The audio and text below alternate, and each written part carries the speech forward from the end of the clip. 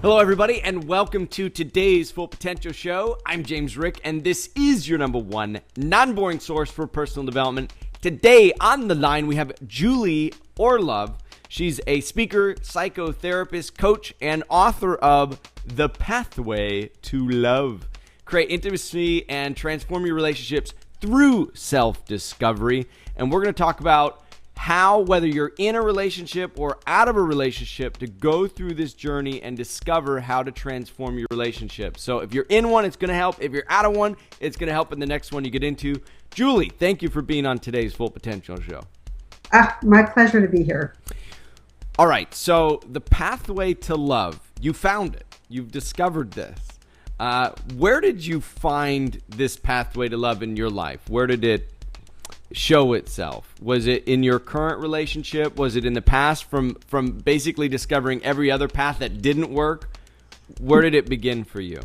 For me, all the above. You know, I have been through a marriage. I've been through a divorce. I've had different kinds of relationships throughout my life, and put that in conjunction with working with couples for 24 years as a psychotherapist and a coach.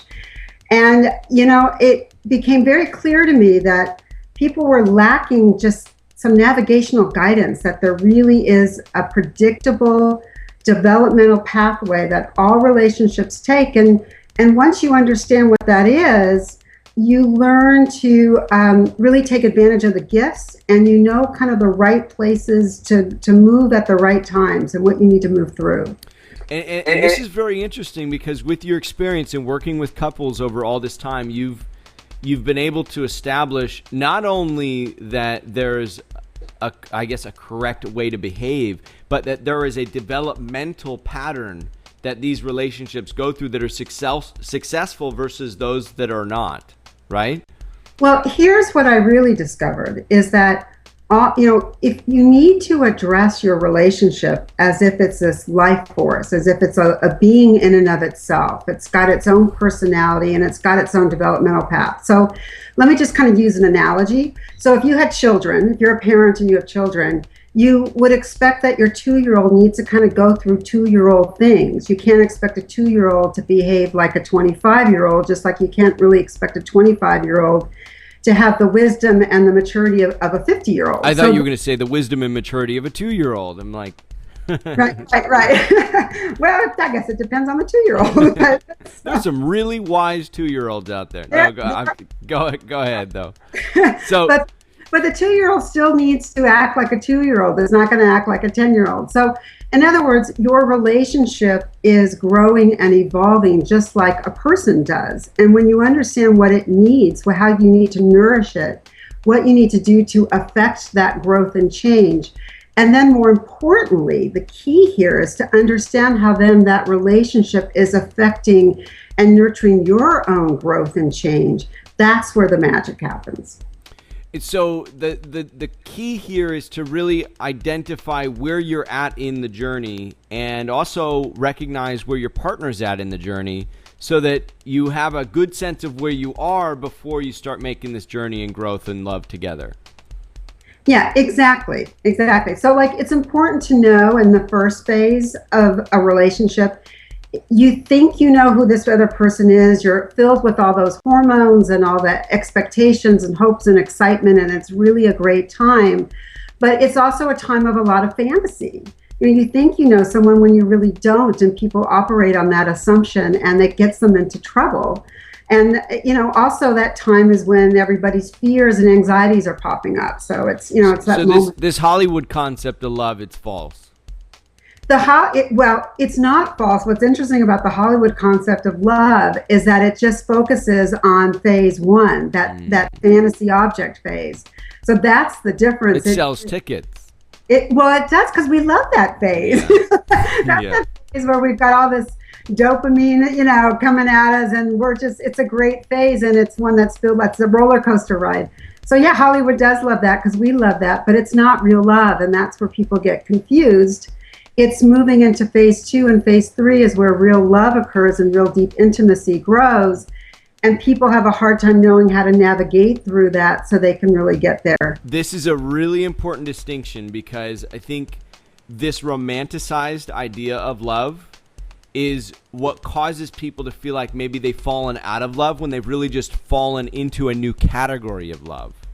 You got it. That's exactly it. It's funny that the whole Kim Kardashian thing that was so in the news, not so much now, but a couple months ago. That's a perfect example of someone who was caught up in the fantasy and didn't really probably have the life experience or the support or the maturity to really be able to move through that and get to the other side of that, where she could have discovered, okay, this is who this person really is. This is who I really am in this relationship. And to take the time for that real deep, the love that lasts. It may not be as quote unquote as exciting and filled with adrenaline, but it's that really deep, satisfying love that we really all, I think, secretly seek and really want.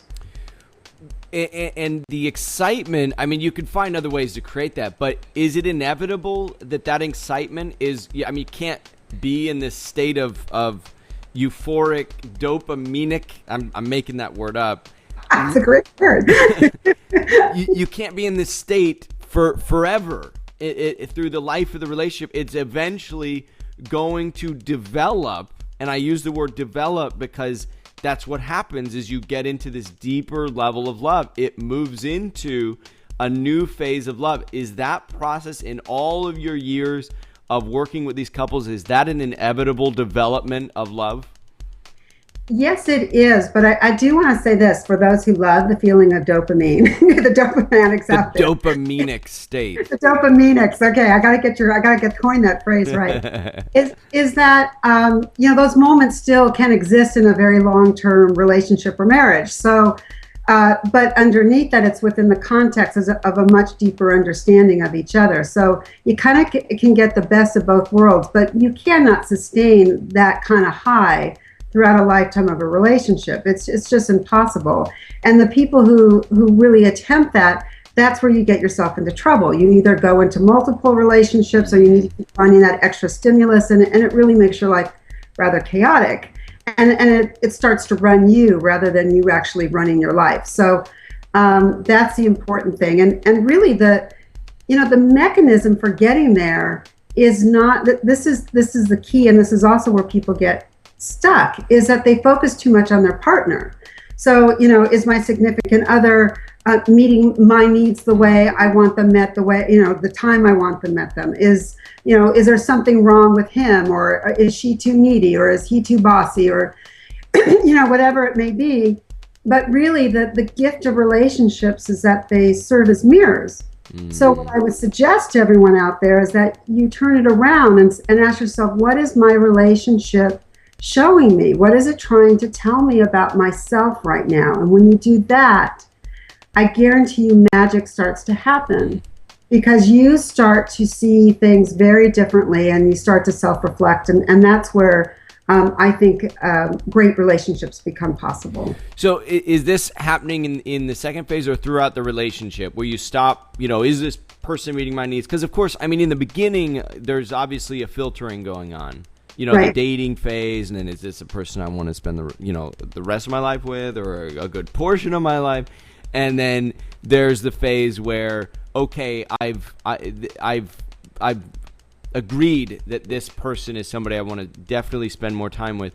Now, do you begin that self-reflection, or is this throughout the entire process? Well, it should be throughout their entire process. I would say phase 2, the self-discovery phase, is where the heart of the work lives. Because that's where you start to kind of monitor your reactions and say, okay, am I reacting this way because of this is what's really going on, or is stuff getting triggered? Excuse me, is stuff getting triggered for me? And what do I need to understand about where that comes from, and do some, test reality and start to take some of the pressure off your significant other. Yeah. Because we're not perfect? Is that what you're saying? We're not perfect, Julie? No, gosh, we're not. Even I'm not perfect. Oh, yeah, right. Come on. So but that's the attitude, right? It's so easy to look at somebody, especially if you're spending a significant amount of time with them, and see all of the areas where they could improve and give unsolicited advice. But what you're saying is that especially in this phase 2, it's very important that we turn the mirror on ourselves and we look at what the relationship is teaching us, because, through self-inspection, you can't trigger yourself in the same way that a partner can. And that's why I think it's one of the most valuable tools for personal development, especially a challenging relationship, because whatever's pushing your buttons, it's doing it to show you the areas that you need to work on. Yeah, absolutely. And it's interesting because most people will decide to commit to someone while they're pretty much in that phase 1 or phase 2. Usually it's in phase 2. But phase 3, the what I call the personal transformation phase, it's interesting because that's the phase where not only do you really understand who your spouse or partner or significant other is, you really accept that person for who he or she is. So, and most people still get into marriage, let's just face it, with the hope was, okay, I really love this person, I really like this person for the most part, and we'll just kind of work on her, we'll work on him. Change them. Yeah, we're Give me enough time, I'll change them. Those things. I'm sure after many years, this will not be an issue. And then they get surprised where they keep going around and around and around the same issues for years and years and years. So, intimacy comes from acceptance. It doesn't come from quiet, subtle manipulation and to let me make you a better person. Intimacy comes from really accepting that other person and yourself. I'm surprised your phase 3 isn't called quiet, subtle manipulation. No, that's phase 2. And phase 2 is not sometimes so quiet and subtle. Sometimes it's very blatant. So what do you call phase 3? Phase 3 is a personal transformation phase because it's ironically, and I sometimes have to be careful saying this because I don't want people to use it as another way to kind of control and hope and manipulate. But ironically, when you do accept a human being and yourself or a situation, you truly embrace it for what it is and you make it okay. That person's okay for who they are. I mean, they're not perfect, but you accept them fully and entirely.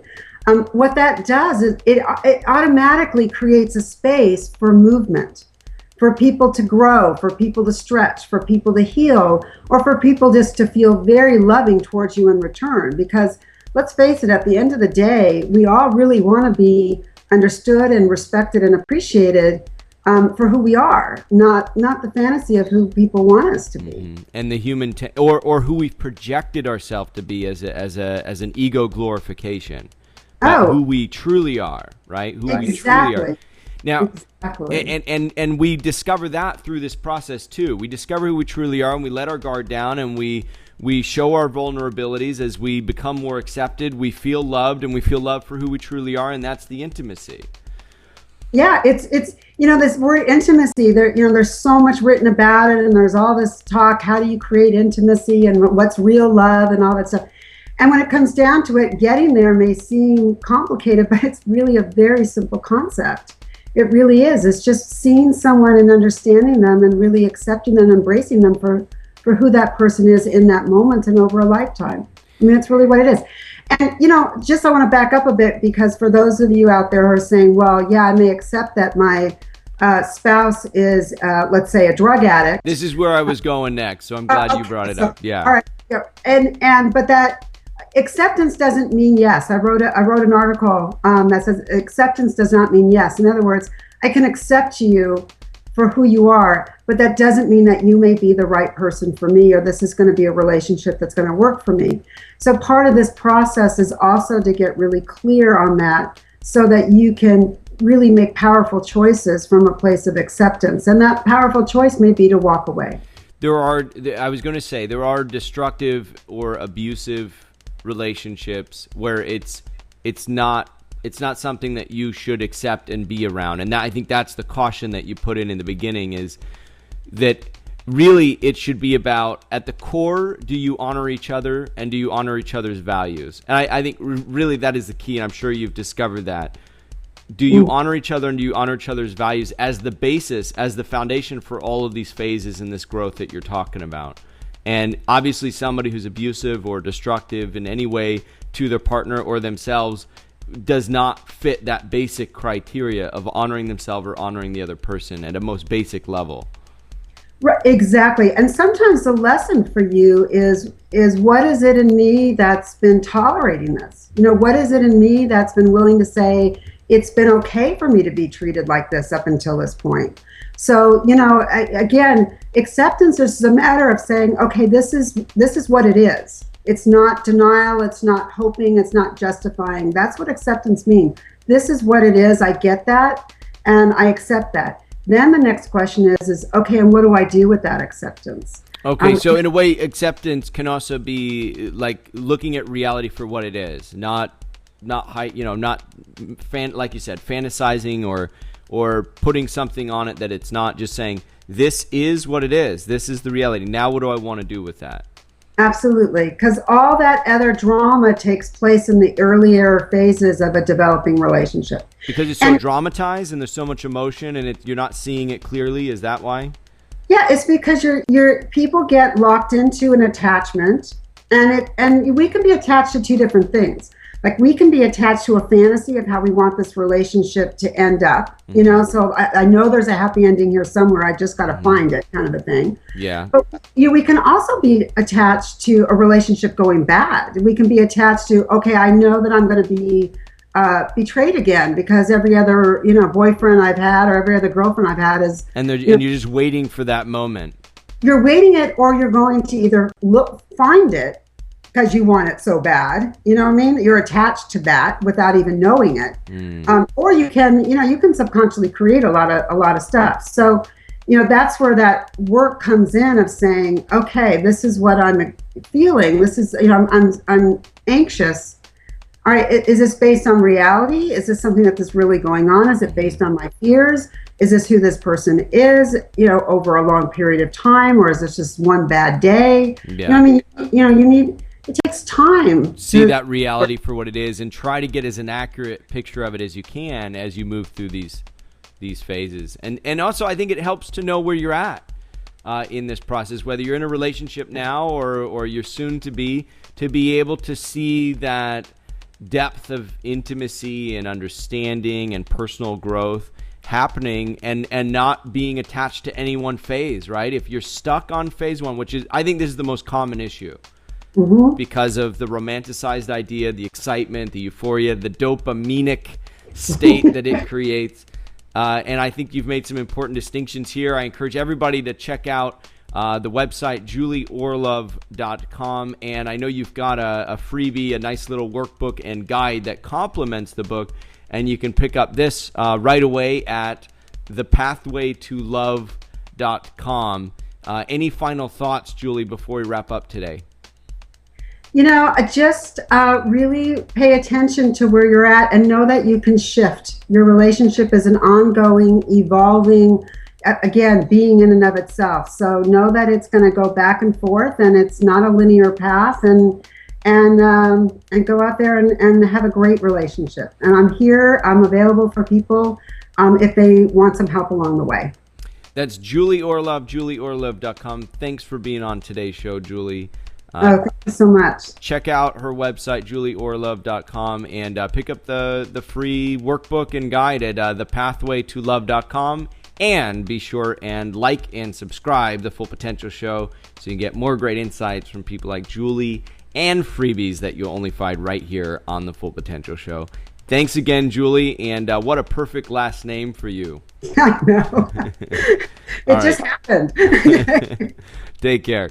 You too. Bye-bye. Well, that concludes this week's episode of The Full Potential Show, your number one non-boring source for personal development. I'm James Rick, and if you want to get more positive programming for your brain absolutely free on a weekly basis, just visit fullpotential.com. If you like The Full Potential Show, you're going to love the Full Potential Club. What would you like most as a Full Potential Club member? Be 2 to 3 times more productive? Do what you're passionate about? Have more energy? Reduce your work hours? Travel the world? Enjoy an amazing lifestyle on a frugal budget? What if you could do them all? James Rick has been there and done it in ways that few people have. For anyone serious about taking their life or business to the next level, you know you've got to do more than just watch. You've got to do. Join James Rick and other like-minded people for an incredible $10 a month at fullpotential.com/club. Be educated. Be empowered. Be the best version of you. fullpotential.com/club. Try it free for 30 days.